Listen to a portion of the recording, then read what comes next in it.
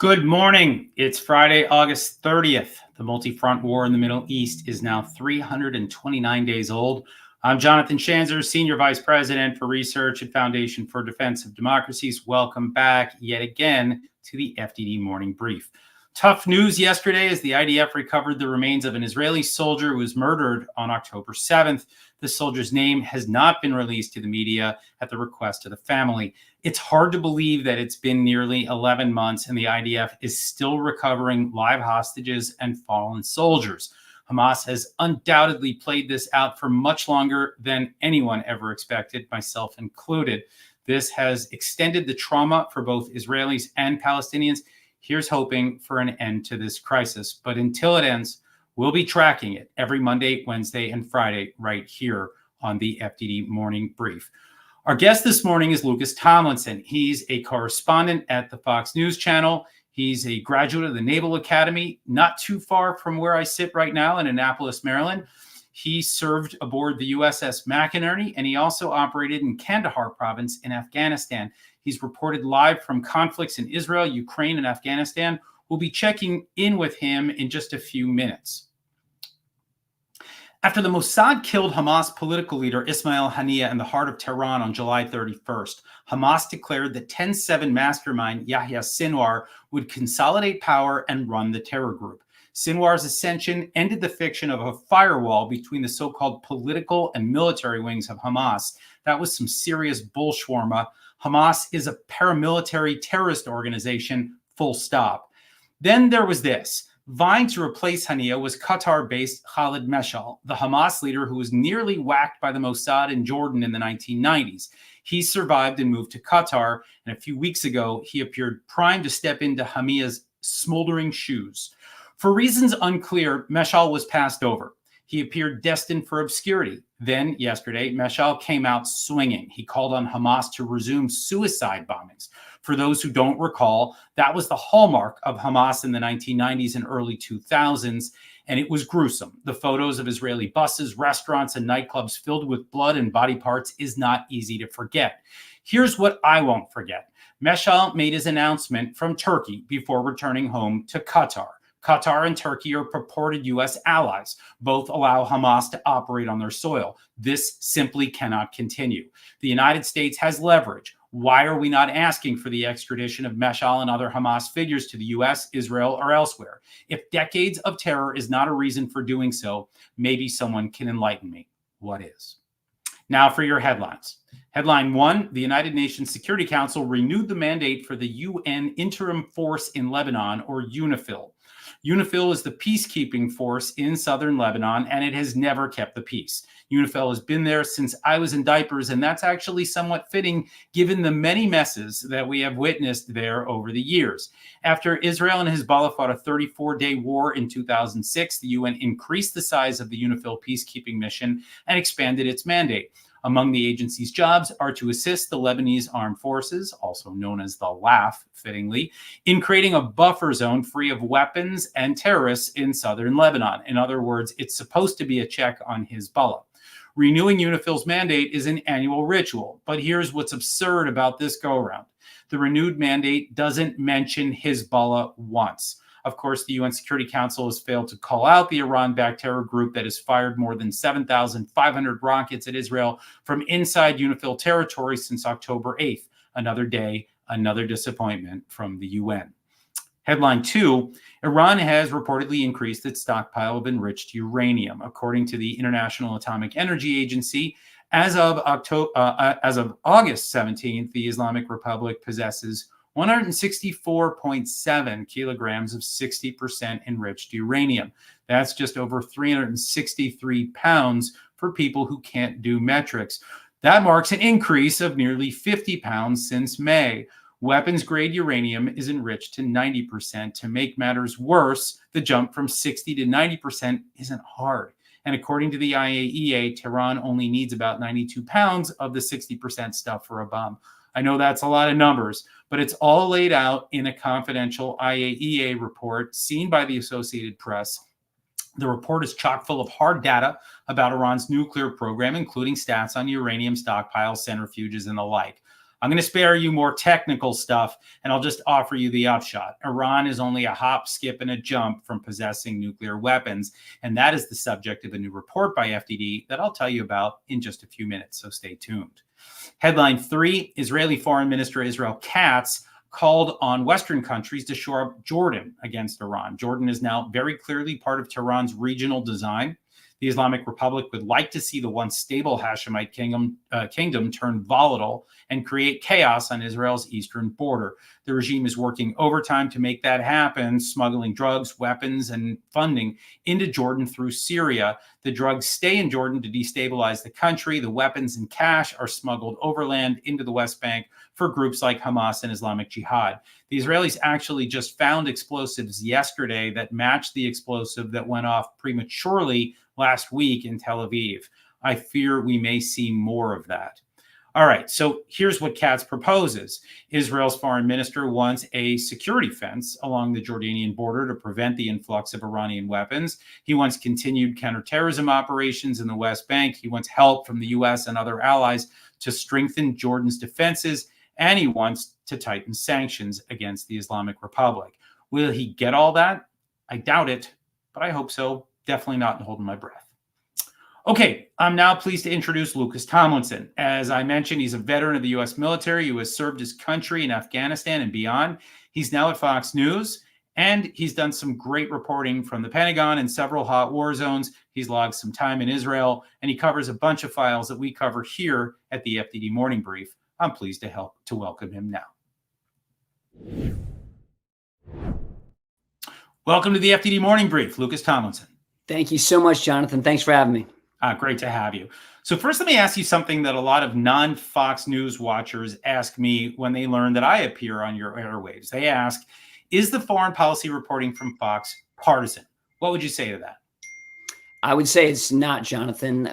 Just judging by how many guests, a wide range of guests appear in our network, including yourself, FDD, members of other think tanks. I think Fox News, of course, I'm a little biased on this one. I think we cover foreign policy pretty well.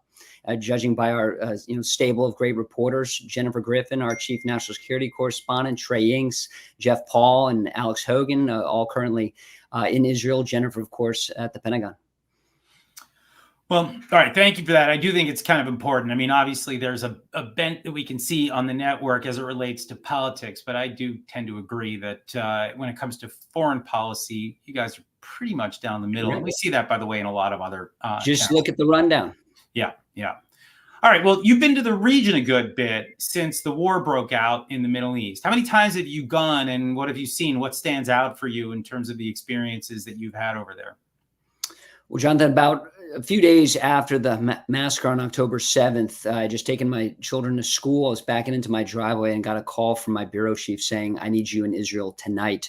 And while I didn't make it on the El Al flight that night, the next morning I was on my way. So I arrived just a few days after the massacre, spent about 3 weeks in Israel covering the war from Tel Aviv, making trips outside Gaza, really going all over Israel. I mean, of course, it's a country about the size of New Jersey. It's not hard to get around, but it was an incredible experience. And certainly seeing a country at war, it left a profound impact.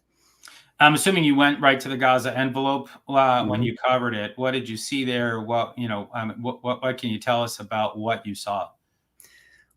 Just being outside Gaza, you could see Israeli forces moving into the Strip, going over a bridge that takes you right into Gaza. I also saw what surprised me, but of course, after a few days there, it was not such a surprise how many Israelis, the resilience of the Israelis who refused to leave their apartments, their homes. It was not quite in the kibbutz areas, we, of course, that saw the massacre firsthand, but some of the apartment complexes that are just a few miles outside of Gaza, many Israelis were still living there, living their lives. They even offered us food. I was like, no, that's for the soldiers. That's for, your countrymen. And they were like, no, you should have this. It left a profound effect. And of course, everybody in Israel was affected by the massacre. Everybody had a family member who was either sadly killed serving in the IDF, a friend, a boyfriend, girlfriend who was affected by this. A country of 10 million people, as Israeli Prime Minister Benjamin Netanyahu said numerous times. This was, this massacre was the effect. It's along the lines of 10 9/11s, just the scale. And you can't even sit in Tel Aviv. There's no place safe in Israel. I mean, you saw the intercepts right over your hotel room. I mean, many times, you just go out on the balcony and watch the Iron Dome shooting down all these rockets. It's the war continues today. Here we are, as you mentioned off the top. We're almost a year into this, and it doesn't seem like a ceasefire deal is coming together. There's still some hangups. Of course, the Biden administration has officials in Cairo trying to work on the fine details, but it does appear that Hamas wants to stretch this out. Are you surprised by that? I mean, having covered it, watching it all the time, are you surprised that Hamas and Iran and Hezbollah are dragging this thing out? Not surprised, Jonathan. What Hamas wants is to start a regional war. It appears that it's been on hold. We can get into details about that. Partly that's been averted thanks to the 2 aircraft carrier strike groups that are now on station in the Gulf of Oman, USS Theodore Roosevelt and the Lincoln. Of course, this means there's no aircraft carrier strike groups in the Pacific right now, but it certainly has sent a message. Now, does the Biden administration have they sent the signal that, and this is something I tried to get at in the briefing room in the Pentagon a few weeks ago, was if Iran were to launch another large-scale attack on Israel, similar to what we saw in April, would the Biden administration be willing to strike inside Iran? Never got a clear answer on that. Couldn't help but think after reading Steve Cole's book about George H.W. Bush, were the lines sent to Saddam Hussein, not to get on a tangent here, but we are talking about the Middle East. Was the Bush administration clear with Saddam, if you invade Kuwait, the U.S. would come to Kuwait's defense and put together this, massive group of allies to start a war? And that was on my mind a few weeks ago at the Pentagon. Were clear messages being sent to Tehran that if you do this, the U.S. would be willing to strike inside Iran, and never got a clear answer on that. It was very clear. The message from the Pentagon was the United States will come to Israel's defense, not necessarily take strikes in Tehran. Right. Well, let me actually ask you, I want to ask you about Pentagon policy, U.S. policy. I mean, what can you tell us about the policy as it relates to the attacks on our service members? We know that they've sustained attacks in places like Syria and Iraq. My colleague Brad Bowman from our Center on Military and Political Power has logged more than 170 attacks on our troops with apparently only 11 responses. This seems like a bad ratio to me. What does the Pentagon say about all this? What's notable that the bulk of those 175 attacks happened this fall after the massacre and after the United States took out a senior Iranian-backed militia leader in Iraq in early January. Those attacks actually tapered off. Of course, that's after the horrific drone strike in Jordan that killed 3 American soldiers. But there was a period for a few months where those attacks had really dried up. Then, of course, you saw these attacks in recent weeks on both Al-Assad Air Base, largest base that has American troops inside Iraq, where the bulk of the 2,500 American troops are, and in neighboring Syria. There's about 900 troops at various bases from Al Tanf up the Euphrates and the Conoco oil fields. There's about 900 troops there. They suffered a drone attack. And nobody was killed in the Syrian strike, but certainly there was some service members wounded. A few had to be taken to Landstuhl. The more serious attack was the one at Al-Assad. I was told by a Pentagon official that one soldier suffered a severed artery and almost died. So this was very serious. And of course, if you had an American soldier killed in Iraq, you would think that would have brought a different response. But that always seems to be the fine line with the Pentagon. And that certainly goes back to the Trump administration. That's were any Americans killed? That appears to be the red line. Well, I want to ask you about a different red line. I want to talk about the Houthis and that Greek vessel that could spur a massive environmental crisis. It's already spawned, all these Houthi attacks, it spawned a crisis in terms of commerce, right? We've seen essentially the shutting down of the Red Sea. The Bab el-Mandab is essentially unpassable right now. So what can you tell us about that? I know you've been covering that lately for Fox. It's been a big issue. Right now, you have a Greek oil tanker that is holding more oil, 3 times more oil than the Exxon Valdez. And our listeners remember that oil spill, one of the largest in American history.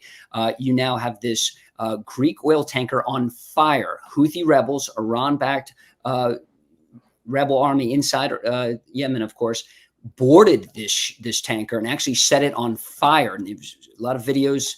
I'm sure our listeners have seen them and on social media. The Pentagon is warning this is a potential environmental catastrophe. Those are the exact words by Major General Pat Ryder at the briefing the other day. And right now, the problem, Jonathan, is nobody seems willing to do anything about it. There are, despite this armada, 2 carrier strike groups, over 17 warships, and the guided missile submarine Georgia in the Middle East or the Eastern Mediterranean. Right now, there are no U.S. warships in the Red Sea. And officials tell me they've asked the Europeans, there's a European-led command in the Red Sea, to assist. And while a European warship, a French warship, rescued the crew, which, by the way, contained some Russian sailors, Philippine sailors, right now that vessel is at anchor, but I'm also hearing a drift. An oil slick has appeared on social media, the latest satellite imagery from Maxar. It's a real problem because what are people doing about it? There's a few tugs that put together, but so far the Houthis have been guarding the vessel. They vowed to attack anybody who gets close to the ship. But it's a big problem. Again, there are 3 times the size of Exxon Valdez in terms of how much oil is on that. And really, it's an indictment of the Biden administration, because for weeks and months now, we've been hearing from the Pentagon that they view their mission, Operation Prosperity Guard, and they call it, as a success. But 90% of commercial vessels now avoid the Red Sea altogether. They go around Africa, much longer, much more expensive trip to get to the United States, get to the Mediterranean. And that's a big problem. 10% of the world's global oil supply goes there. Certainly Christmas and Hanukkah presents for December are on board those ships. It's a big problem. And by all intents and purposes, and the Wall Street Journal editorial page just spoke about this a few days ago, it's been a failure. Yeah. And I also have to say it's an indictment, I think, of a lot of these environmental groups. You'd think that they'd be just out there sounding the alarm. I think it's been relatively quiet so far. Right. It's been kind of shocking to me, given what is potentially on the line here. That's a lot of damage that could occur in an important waterway. And you spoke earlier, real quick, Jonathan, about Fox covering foreign policy. It was notable that during the Democratic National Convention, Fox, we did report that. I reported from the Pentagon about just days after, really just right after that ship was attacked, when really nobody was aware of the scope of it. And we got on board with that pretty quickly. But you're right. The silence from environmental groups, really, from the administration. It's come up at the State Department briefing, no question. It's come up at the Pentagon during the briefings. But just in election season, it can be a challenge getting some of those stories on air. Yeah, I think certainly things that might reflect negatively don't want to be covered. But the thing, the lack of coverage from the environmental groups, the lack of alarm, that's honestly the thing that surprises me. I'm not surprised that people might want to downplay a crisis when you're in the thick of of election season. But given the importance that I think this administration has put on the environment, and there's a wide swath of Americans that always talk about prioritizing the environment. And you just don't see that right now. Right. And I think because it intersects with this sensitive issue of a war in the Middle East, people don't want to weigh in. And again, Pentagon officials have told me the U.S. military, Fifth Fleet, has requested the Europeans' help with this matter, and they don't want to do it, at least thus far. Wow. They rescued the crew. They rescued the crew. There's no question, shot down a drone that was incoming. But in terms of dealing with this potential environmental catastrophe without any American warships or other assets in the Red Sea, they're counting on the Europeans, who are nearby on some warships. And so far, they've declined. Wow. All right. Well, last question for you here. If you would, just talk to us about your reporting in Ukraine. We don't talk enough about that war on this program. It's primarily geared toward the Middle East. But I know you've spent some time over there. What can you tell us? Well, I arrived in Ukraine in early February, weeks before the invasion. And for a long time, that was the big question: would the Russians invade? And of course, tragically, we know the outcome. This war is over 2 years long. It seems like there's no end in sight. Just when the Ukrainians launched this daring incursion into Russia, securing about 400 square miles of territory, which the Ukrainians are calling a buffer zone to help with potential negotiations. most students of war would think that's a good position to be in, to be able to negotiate, land for land, to get the Russians to pull out of Ukraine. Sadly, that hasn't happened. We've seen devastating strikes this week on 3 separate occasions. As our listeners know, in the old days, it was the Soviet Union supplying weapons to its allies. Now it's in reverse. The North Koreans, the Iranians are sending weapons to the Russians. You have North Korea sending ballistic missiles, those Shahed drones that the Iranians are sending the Russians. They're using those in Ukraine. And while the Chinese, the Biden administration says they're not supplying the weapons, they're supplying the technology to help build many of these systems. We've seen the Russian glide bombs from its bombers. And so far, the Biden administration has been reluctant to allow Ukraine to use long-range missiles, those ATACMS that have been sent to Ukraine to use for deep strikes into Ukraine. And it's something the Ukrainians, in fact, just today, Ukraine's defense minister is meeting at the Pentagon with Defense Secretary Lloyd Austin. That's the ask. The British are putting some pressure on the Biden administration as well as the Ukrainians. They want to see a green light to allow these long-range rockets used to destroy some of these Russian air bases where these bombers and fighter jets take off from. I'd like to see that too. Yeah. All right, we're going to leave it there. Thank you, Lucas Tomlinson, for all the work that you do. And thank you for joining us today on the FDD Morning Brief. That went by too quickly. It's great to join you, Jonathan. Thanks for having me. Thanks. All right, here's what FDD has on tap for you today. FDD's Mark Montgomery and Brad Bowman have a terrific piece in the Wall Street Journal calling out certain figures in Washington who assert that Taiwan might not even benefit from U.S. defense support in the event of a Chinese attack. My colleagues underscore that threatening to abandon Taiwan is both misguided and dangerous. American deterrence must not be publicly undermined. It's not just domestic audiences watching our foreign policies. Beijing's leaders are taking note too. Hot off the FDD press is a major report by my FDD colleagues Ord Kitry, Brad Bowman, and Behnam Bentaloglu. They've spent the last few months developing a detailed plan and actionable recommendations on how to deter an Iranian dash for a nuclear bomb. They outline the specific steps Iran could take to advance their nuclear program and lay out detailed proposals for military and non-military options to prevent the regime from reaching its nuclear goals. This is a must-read publication, folks, and it's crucial to implement these recommendations between now and when the next U.S. president takes office. And in case you aren't sick of me already, I have a new piece in commentary with superstar FDD intern Emily Bornstein. We raised the question of whether this White House might learn from former President Ronald Reagan. While Israel has largely succeeded in dismantling Hamas, securing the return of all hostages remains a significant challenge. A potential strategy for reaching a kind of deal could involve a different deal involving the expulsion of the last vestiges of Hamas from Gaza.